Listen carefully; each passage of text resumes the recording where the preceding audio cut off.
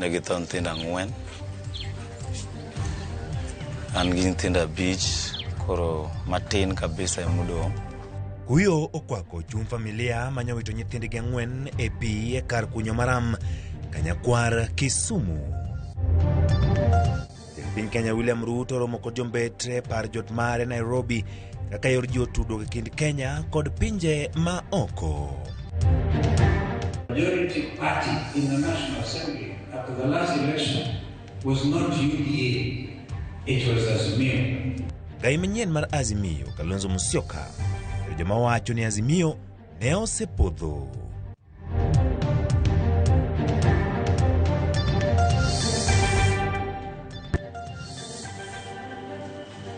Sapar mar odhiambo machiegni Nyakwaramogi chenro en mar kagi kacha nyinga Ochieng Emmanuel. Kawacha gi wach malit kuyo pod okwako chuny familia manyowito nyithindgi 4 e masira mar pi e kar kunyo maram mayudore Kanyakwar, Kisumu. Wuon nyithindogo Felix Otieno lero ni masira makama notimore midhiambo manyoro e sama nyithindogo odhi omo pi luoke kakoro to ne okakoro kwayo kony mar riko nyithindego 4 kowuok kuom ng'ata ng'ata. Achiel kuom joma ne ogolo ring nyithindogo kowuok e pi kendo janeno lero ni sama nochopo nodonjo e pi kendo kuongo yudo nyithindo 2 kamodong' to nogol gi jogweng' mane medore kar masirano. Lero nyathi matin ema nyokwongo nime pi ka adek modong' to nyodonjo e pi mar reso wadgino kuom hawi marach. Giduto te nyogi nimo magiwito ngimagi kanyo. Jodak ma Kanyakwar okwedo ahinya wach mar kunyo maram e gweng'no ka gilero ni tim ma kamae we alworano gi bugni ma loso yawo kendo kelo masira mag tho kinde ka kinde. Koro ikwayo piny owacho mondo ochung kunyo maram. Kachopo tayudo ka nyithindago ni e pi, koro ji nokonya mana gologi. Nitie owetega maluwa manokonya gologi e pi kanyo. Negitho nyithindo 4 an gi nyithindo 5 koro matin kabisa emodong'. 4 otho te, achiel ae ot matung'no, 3 ae ot makaeni. Mano gima notimre. Akwa mana sirikal kanyalo konya. Bang' gologi ne gin nyithindo mane osetho mane ok nyal ring godo kata e osiptal. Koro ne wagologi oko kanyo ka warito godo polis nikech mano en police case. Aseyudo liete mang'eny mag nyithindo nikech kware mikunyo. To kaka wanyalo wacho ok inyal chuno ng'ato ni kik okuny lope nikech sama idhi kwere ni yawa kikunyo ka to dhi kelo tho. En ok onene nikech samoro odak kama ok okuny. To wan modong' ka giluorowa gi bugogi wan ema wahinyore. Wanyalo gombo ni through the ministry kata marwa mar national government mondo donje wach mar kware ni kata ka koro nyalo chuni mondo bed gi makore timo gi jo military to jolwenyo ne kaka nyalo biro ka through the powers mag rais mondo gene kaka kware gi inyalo din. Duol mochung'ne nono kaka obila tiyo thurka IPOA koro chako nonro mare wi kaka ne magina mawacho ni mar obila nyonego nyako more kadak ma Huruma, Nairobi. Sherila Dhiambo ne magino goyo yor both chieng' ngeso gotieno seche mane obila rik pedho jonjore alworano. Kokalo boke manochwe kogno kod jakom mar IPOA Anne Wanjiku Mwangi, nonrono kendo dayo dho joneno kendo kawo gigo mabiro konyo timo nonro mar masirano. Nek ma Sherila Dhiambo nyokelo ng'anyo mar tipo ka jodak ma Huruma ne sundo obila matudo kod bayo magina oyaye no mondo miyo maki.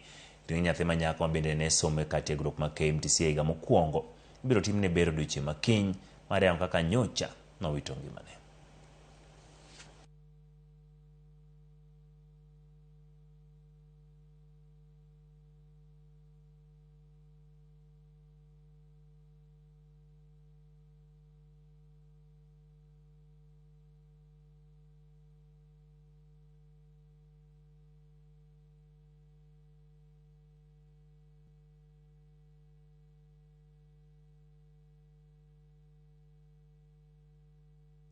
Wadhi e kaunti ma Nyamira. Familia 3 ma yudore kamoro ni Morako e kaunti ma Nyamira yogo ratiro ma jogi mawachore ne ogo marach e sendo obila ma Manga Sengera ka koro wegi kod hinyruok mar richo nyaka kuonde duong' mekgi. Jogi ma gin jorimba apiko nomaki ni mar ne ok gichulo jogo mondiko gi tich omendagi. Kaluwore gi familia 3 go, George Nyabwari ma jahigni 35, Robert Atambo ma jahigni 40 kod Derrick Okari ma jahigni 30 nodro kama tek lito bila toka apiko magiriembo mane wuon go kawe kambi mar mogo na ichulo kidam wacho no gichulgi tesendo bila kae marowera degi ne odwa wite ngimagi ka okari to bila ne ogoyo nyaka duongne e gowi magi wacho ni gikia. Familia gi be wacho ni bila ne osebedo ka ogengo ne rowere moko kuom thuolo malach ma ok ochwalgi e doho. Na mwenyewe huyo kijana hangehusika na mambo ya pikipiki, ila tu wangekuja waulize mwenyewe vile makosa iko. Kuumiza wenyewe, mtoto ametoka damu kwa mapua, kwa mdomo, hata kifua chake kimeumia. Wakati tulienda huko kufuatilia, tulisikia walisikwa, wakaanza kuumizwa, waliumizwa sana, wakapelekwa hospitali mpaka ile sehemu ya kisiri, walikuwa hawakuwa wanajua kutembea. Ruto nisaidie. Mimi nauza nyanya. Hakuna mahali natoa pesa. Hiyo pesa nilikuwa nayo ndio nilikuwa natumika kununulia watoto wangu chakula. Jatend piny Kenya William Ruto norwako kendo bago romo gi jombetre mag piny Kenya e pinje maoko. Romo bage kar jot mare bomani ma Nairobi. Romo kama geto bero tudruok gi winjruok ma piny Kenya gi pinje maoko. Romo ni biro higa achiel to jatend piny ne ango lando ni jombetre biro bedo gi twak higa ka higa mar yango chal ma tudruok ma Kenya gi pinje maoko. Kano twak higa mokadho jatend piny yango ni Kenya pod oketo maino mare mar yaro kendo tego tudruok gi pinje maoko. Ne ogedo ting' mar Kenya keto kwe pinje Afrika ma ugwe. Bende yango kenge ma Kenya oseketo e bero chike mage mag tudruok, tego uchumi kod arita gi pinje mag libamba. Kenya keto mise ma tudruok gi pinje maoko mage to higni mabiro. Shortfalls and administrative constraints continue to limit its efficacy and responsiveness. Kenya therefore supports renewed efforts to strengthen and adequately resource the UN system. The defunding of UN agencies weakens multilateral cooperation and diminishes the international community's capacity to respond to conflict, humanitarian crisis, global health threats, and development challenges.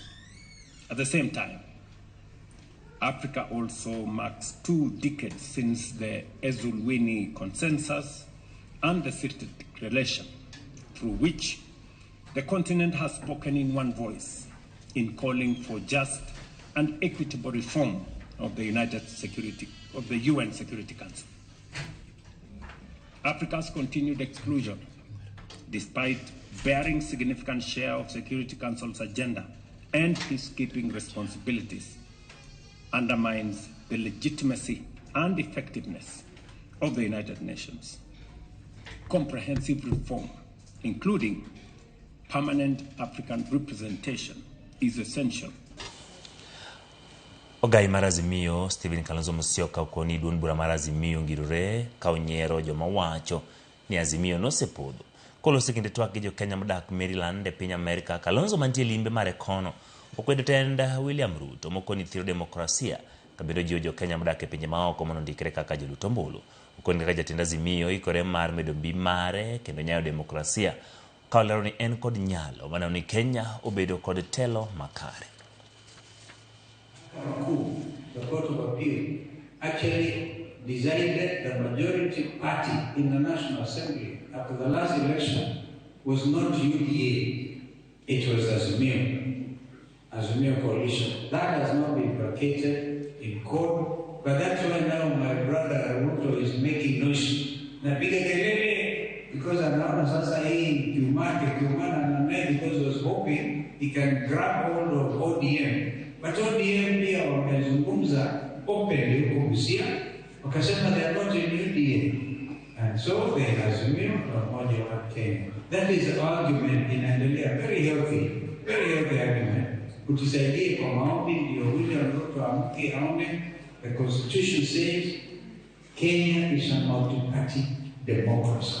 Our people are suffering great poverty, injustice, and if that is not enough, they even being beaten by police for no reason. And when they want to go and worship their God, they are tear gassed. Just imagine what watoto wadogo hapa. Kawuok e pinje maoko, jatend migawo mar omenda John Mbadi onyiso tend duond bura mar ODM mondo oriembi jagoro maduong' mar duond burano Edwin Sifuna. Elemo momako mar duond burano mar geng'o kak masani nitie ODM. Mbadi seo Sifuna kuom siko dhi ataro gi dwaro mar tend duond burano. kod ogai mar ODM Oburu Oginga. Okoni kaka Sifuna medo dhi nyime gi balo gi dwaro mar ODM okonyal medo bedo jagoro maduong' mar duond burano. Mbadi ne oloso kisaku e kar chieng' bura ma Suba South. Okoni Laktar Oburu nyaka miluor kendo kaka Sifuna gi Lange nyalo pingo tend duond burano to pod oyiene gi bedo karo yiene bedo jagoro maduong' mar ODM. Okoni tend ODM nyaka tim mapiyo mar riembo Sifuna e lewo ma jagoro maduong'. Okoni Sifuna chal ka gima osebo ODM kendo dwaro mare en mana medo wuoyo duond bura motelo ne yiero mabiro.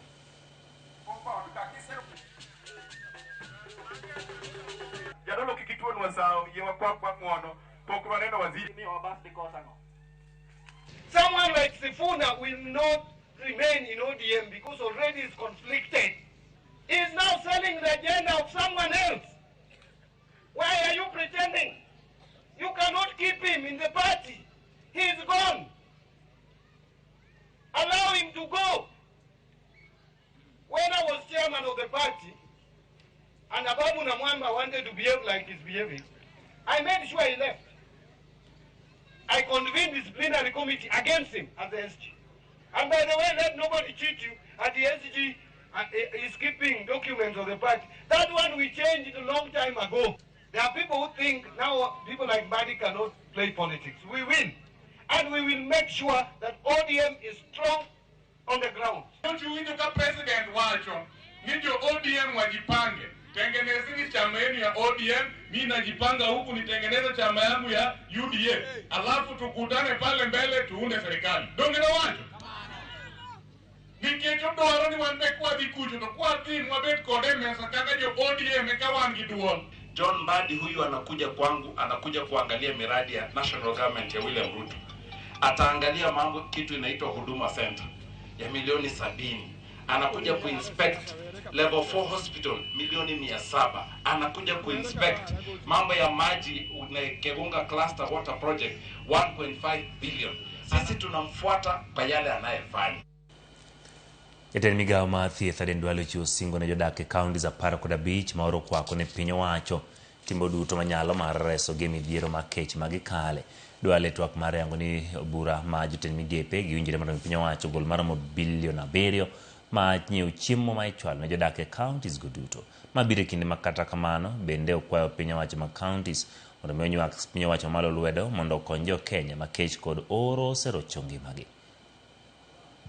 Haulipi, so hakuna interest hapo ndani. Wale walijisajili.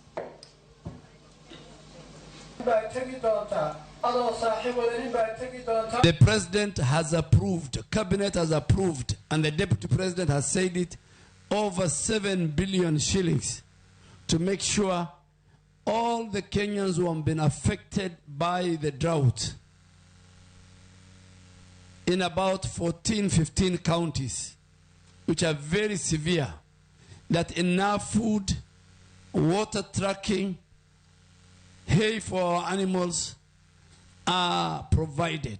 And I have seen my colleague, the minister in charge, and the PSS in charge, going around the country to make sure that government, national government intervention, we will upscale it, we will raise it with the government, but we also want to ask our county governments, development partners,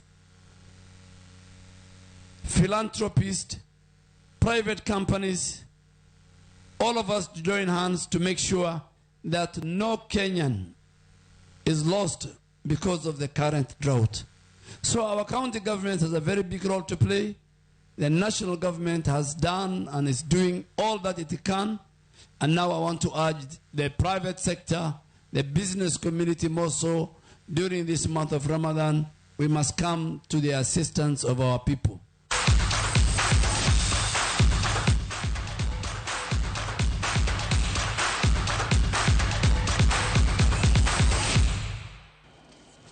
Weche mag tuke Lake Nairobi United e tuke mag CAF oduono chuth